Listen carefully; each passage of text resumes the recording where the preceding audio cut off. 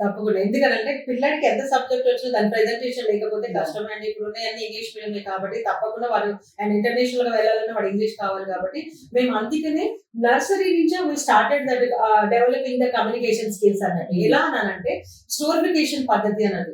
స్టోరిఫికేషన్ pedagogy అనేది మనం international story teller Geeta Ramanujan గారి పెడగాగి మనం తీసుకొని అండ్ నర్సరీ పిల్లలు మనం A for apple, B for B old tradition అయిపోయింది. ట్రెడిషనల్ చదువు అయిపోయింది. ఇప్పుడు ఏ లెటర్ తో స్టార్ట్ చేస్తే ఒక స్టోరీ లాగా చేశారు. అంటే ఒక స్టోరీ చెప్పడం వల్ల ఏతో స్టార్ట్ అయ్యే ప్రతి వర్డ్ అతనికి వస్తుంది. సో దాని వల్ల కమ్యూనికేషన్ పెరుగుతుంది. అలాగే కమ్యూనికేషన్ పెరగడానికి ఇప్పుడు ఈ లాస్ట్ ఇయర్ మనం జాస్ ఎంగేజ్ ప్రోగ్రామ్ అని పెట్టాం. జాస్ అనేది ఒక ప్రైవేట్ లిమిటెడ్ కంపెనీ.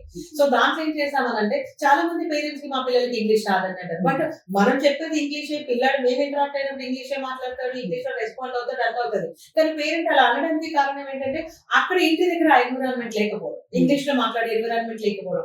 అది పేరెంట్ కి అర్థమయ్యేటట్టు చెప్పడం కోసం ప్లస్ పిల్లల్లో కూడా లీడర్షిప్ క్వాలిటీస్ డెవలప్ చేయడం కోసం జాస్ ఎంగేజ్ 360 ప్రోగ్రామ్ ఆర్గనైజ్ చేసి ప్రతి విలేజ్ కి 23 విలేజెస్ కి వెళ్ళామండి.